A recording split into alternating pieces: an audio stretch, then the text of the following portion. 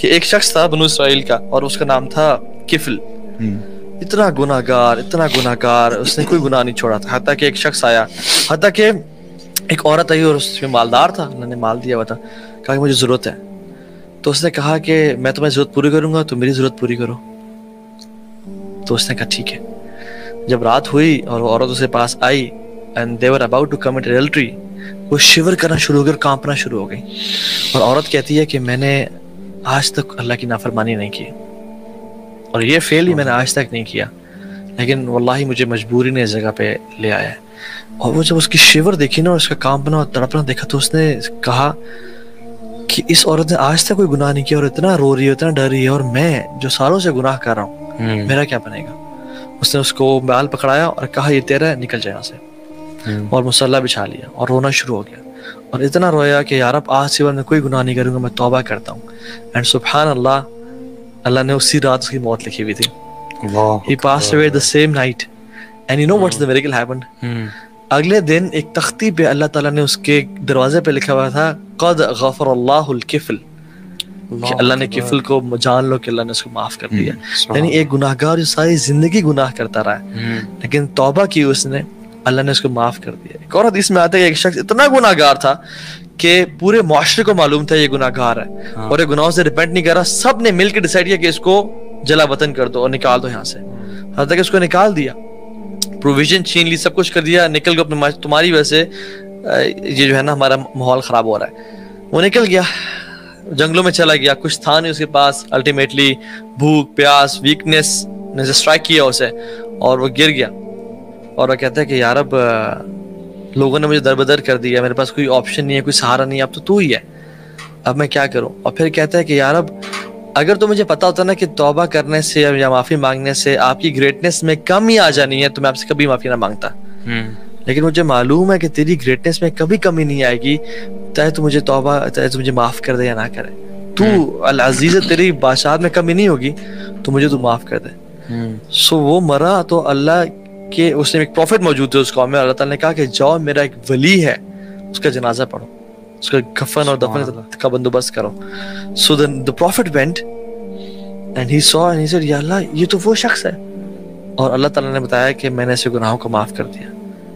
یعنی اللہ سبحانہ وتعالیٰ you know کہ ایک انسان پوری زندگی گناہ کرتا رہتا ہے, لیکن کبھی کبھی نا ریپینٹنس کے بھی نا لیولز ہوتے ہیں کچھ نا, کبھی کبھی کچھ لوگوں کی ریپینٹنس اتنی اسٹرانگ ہوتی ہے کہ وہ پچھلا سارا ان کا زیرو ہو جاتا ہے اور وہ اللہ تعالیٰ کا ولی ایک دم بن گیا. دیکھو, اور وہ حدیث میں بھول کے بتانا, وہ آتا ہے کہ پروفٹ کو نے بتایا کہ اے نبی, اس نے تو اپنے لیے دعا کی, اگر یہ اسی سنسیریٹی میں اور اس طرح سے پوری مین کائنڈ کے لیے بھی دعا کرتا ہے میں سب کو معاف کر دیتا. یعنی ہم لوگ why do we belittle this توبہ. فرعون, حالانکہ فرعون ہے, اور جب مرنے لگا تو جبریل اس کے منہ میں مٹی بھر رہے ہیں کہ توبہ نہ کر لے. کیوں؟ کیونکہ معافی نہ مانگ لے اور اللہ کی رحمت اس تک پہنچ نہ جائے. وہ کیا کہتا تھا, انا ربکم الاعلی. And what about a person who says سبحان ربی الاعلی in his سجدہ.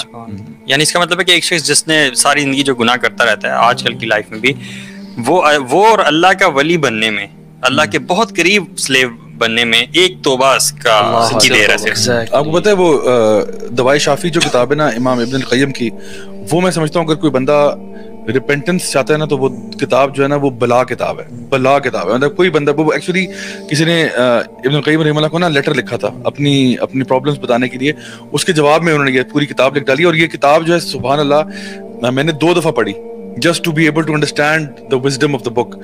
اور اس میں سبحان اللہ انہوں نے ذکر کیا کہ کچھ لوگ ایسے ہوتے ہیں, جو کچھ گناہ گار ایسے ہوتے ہیں جو اللہ کے ولی ہوتے ہیں, جو اللہ کے ولی بن جاتے ہیں, اور کچھ گناہ گار ایسے ہوتے ہیں جو کہ ان کا گناہ ان کو جنت میں لے جاتا ہے. اور پھر وہ ایکسپلین کرتے ہیں کہ کوئی ایسے لوگ ہوتے ہیں جو گناہ کر کے جنت الفردوس میں چلے جاتے ہیں.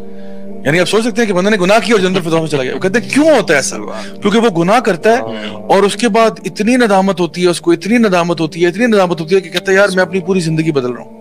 وہ بھی لائف کو چینج کرتا ہے اور اس طریقے سے چینج کرتا ہے کہ وہ اللہ تعالیٰ کی فرما برداری میں آتا ہے اور اس میں اتنی پیک پہ جاتا ہے کہ وہ اللہ کا ولی ہو جاتا ہے. اور یہ میں اکثر اپنی ورک شاپس میں بھی ایگزامپل دیتا ہوں کہ جس طرح ڈفرنٹ قسم کے بال ہوتے ہیں نا, ایک کبھی آپ کا فٹ بال ہوتا ہے یا ٹینس بال ہوتا ہے یا باسکٹ بال ہوتا ہے, ہر کسی کی ایک باؤنسنگ کی کیپیسٹی ہوتی ہے.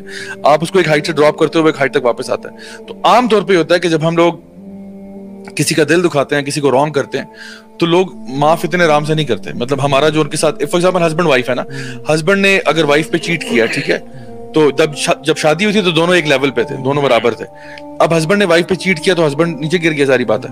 اب وہ کہہ رہا ہے آئی ایم سوری, تو وہ اس لیول تک, چلو اگر بیوی نے معاف بھی کر دیا, اول تو وہ معاف نہیں کرے گی, اگر معاف بھی کر دیتی ہے تو پھر بھی وہ اس لیول پہ نہیں واپس آئے گا جہاں پہ وہ پہلے تھا. ابھی بھی اس کے پتا ہوگا کہ بھائی ٹھیک ہے, I don't trust you like I used to before, ٹھیک ہے نا, وہ نیچے رہے گا.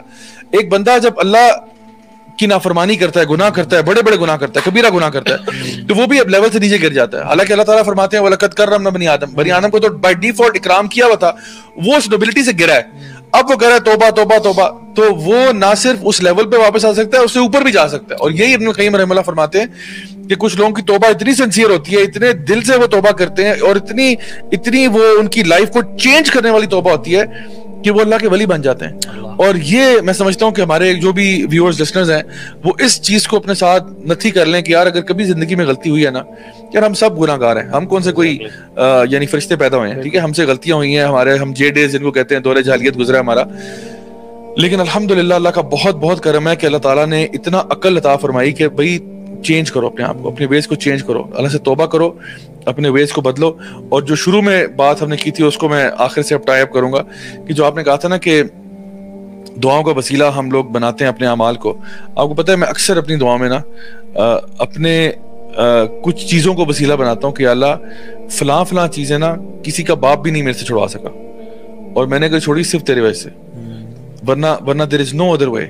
So یا اللہ پلیز میری یہ مدد کر دے کہ کچھ کام ایسے ہیں میری لائف میں کہ میں نے وہ ٹوٹلی اللہ تعالیٰ کے ڈر اور خوف سے چھوڑے ہیں, اور کوئی کام ایسے اڈاپٹ ہی اللہ تعالیٰ کی وجہ سے کیے ہیں, ورنہ کوئی ساری زندگی لوگ کہتے ہیں کر لے, کسی کی نہیں سنی, ٹھیک ہے نا. ایک وہ ریبیلیس ایٹیٹیوڈ تھا نا, مطلب اندر سے مطلب سننی کسی کی نہیں ہے. تو میں اللہ تعالیٰ کو یعنی اپنی دعا میں یہ بات یوز کرتا ہوں کہ اللہ میرا فلاں جو میرا کام ہے نا اس کے بدلے یعنی یہ کام کر دے, تو الحمدللہ اللہ تعالیٰ مدد کرتا ہے. تو آئی تھنک کہ اپنے استغفار کو, اپنی اللہ تعالیٰ سے جو ریلیشن شپ ہے اس پہ ہر انسان اگر فوکس کرے تو ہماری دعائیں بھی بڑی خوبصورت ہو جائیں گی, دعاؤں میں بھی اثر پیدا ہوگا, اور جب استغفار کریں گے تو آپ اللہ تعالیٰ سے زیادہ قریب ہو جائیں گے انشاءاللہ. اور ہار نہ مانیں, کبھی نا امید نہ ہو.